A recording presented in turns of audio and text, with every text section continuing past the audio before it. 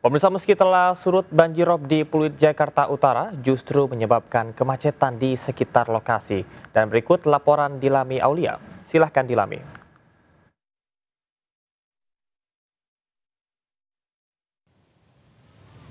Pemirsa, banjir masih melanda kawasan Jalan Pluit, Karang Utara, Jakarta Utara yang memang ini kalau kita lihat ya ketinggiannya mungkin mencapai 15 hingga 20 cm. Sehingga ada dua ruas betulnya jalan yang memang bisa digunakan di Jalan Pluit, Karang Utara, Jakarta Utara ini. Namun karena banjir yang melanda kawasan ini sehingga hanya ada satu ruas saja yang dapat digunakan, dan ini juga tentu ya menyebabkan kemacetan karena motor dan juga mobil memang agak kesulitan ya untuk melewati sekitar jalan sini. Bahkan hanya ada mungkin kendaraan seperti truk saja yang bisa melewati kawasan atau area banjir. Kalau kita pantau juga ya pemirsa, ini ada satu mobil sedan hitam yang mati mesin diakibatkan sulitnya begitu ya untuk menerjang dari banjir ini. Dari Jakarta, Dilami Aulia, Laksana iNews melaporkan. Kita ke informasi lain, pemirsa. Aroma korupsi miliaran rupiah berhembus dari balik tumpukan sampah di Pasar Gede Bage, Kota Bandung. Dugaan korupsi tercium saat Wali Kota Bandung dan Gubernur Jawa Barat melakukan sidak ke pasar tersebut kemarin.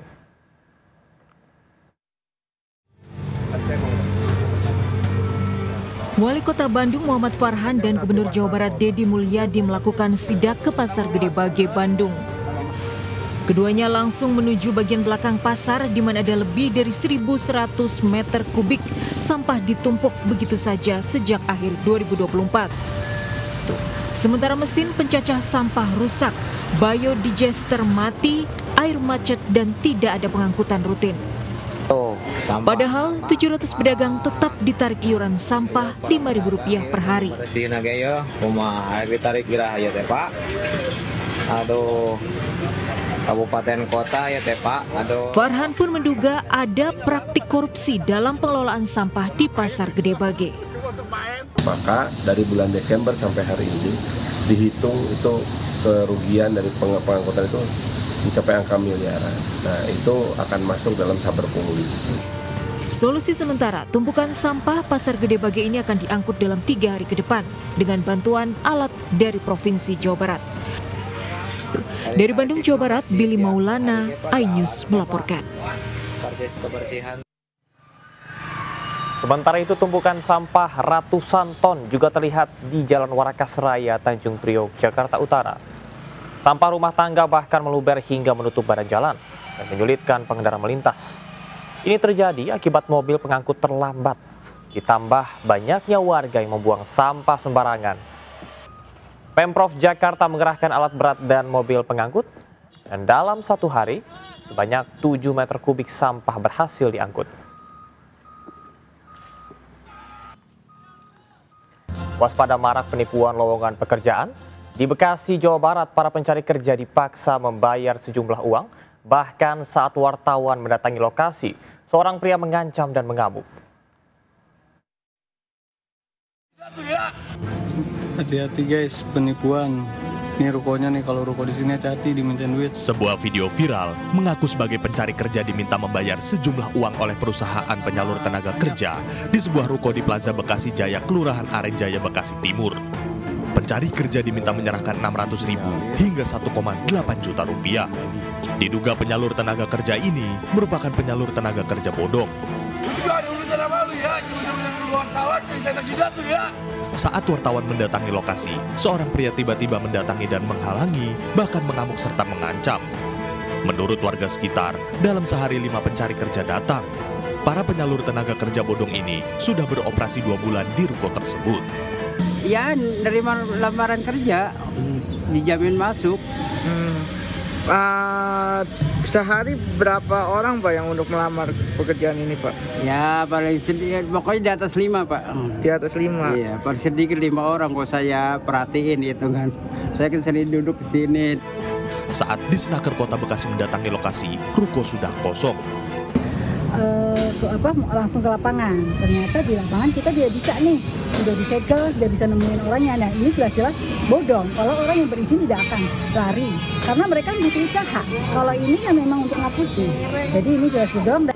Usai kejadian, polisi mendatangi lokasi untuk melakukan penyelidikan. Dari Bekasi, Jawa Barat, Rahmat Hidayat, iNews melaporkan. Pemirsa, dengan menggunakan AI deepfake, 3 pelaku penipuan menyebarkan video hoax 3 kepala daerah. Dalam video tersebut, dinarasikan para kepala daerah menawarkan motor murah. 100 orang menjadi korban penipuan. Yang sudah menemukan postingan Kang Deddy dengan harga motor Rp500.000 saja. Video 3 kepala daerah Gubernur Jawa Barat, Jawa Tengah, dan Jawa Timur ini diubah pelaku menggunakan aplikasi. Yang belum mempunyai motor atau ingin motor baru, silakan untuk pesan motor murahnya, harganya cuma Rp500.000. Pelaku mengedit dan memanipulasi video seolah-olah para gubernur mempromosikan motor murah Rp500.000. Para tersangka berbagi peran membuat akun media sosial, mengedit video, mengunggah video hingga membuat rekening untuk menampung uang penipuan. Seratusan orang menjadi korban, sementara ketiga tersangka merupakan warga Pangandaran.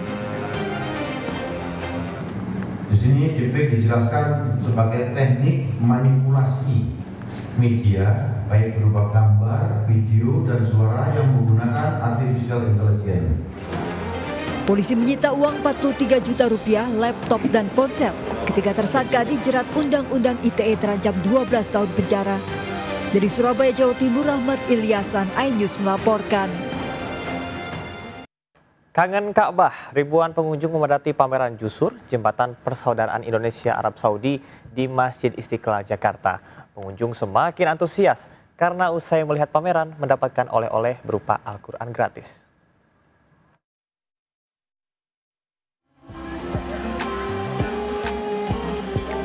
Sejak pukul 7 pagi, ratusan pengunjung mulai antre melihat pameran Hasanah Islam di halaman Masjid Istiqlal, Jakarta. Padahal pameran baru akan dibuka sekitar pukul 10. Panitia bahkan membuat antrean khusus agar pengunjung tidak berdesakan. Ada banyak hal yang bisa disaksikan para pengunjung, mulai dari miniatur Masjidil Haram dan Masjid Nabawi, dokumentasi syiar Islam di penjuru dunia, hingga berfoto di depan benteng khas kota Madinah di zaman dulu. Kita lihat ini sih Kak, Arab itu ya kayak Madinah gitu-gitu. Apa sih struktur bangunannya, kita tuh ada replikanya di dalam. Satu hal yang paling menarik di pameran ini adalah virtual reality yang akan membawa pengunjung berjalan di sekitar Mekah, Masjidil Haram, Masjid Nabawi, dan sekitarnya. Wow, pemirsa, benar-benar saya seperti melihat secara nyata bagaimana situasi di Mekah dan Madinah. Saya juga diajari bagaimana menjalani ibadah umroh dan juga ibadah haji melalui virtual reality ini. Saya benar-benar melihat secara nyata walaupun virtual situasi di sana. Dan Anda bisa datang ke Jusur, Jembatan Persaudaraan Indonesia Arab Saudi sampai tanggal 3 Mei 2025. Dari Jakarta, Galuh Pandurage Firdaus, iNews melaporkan.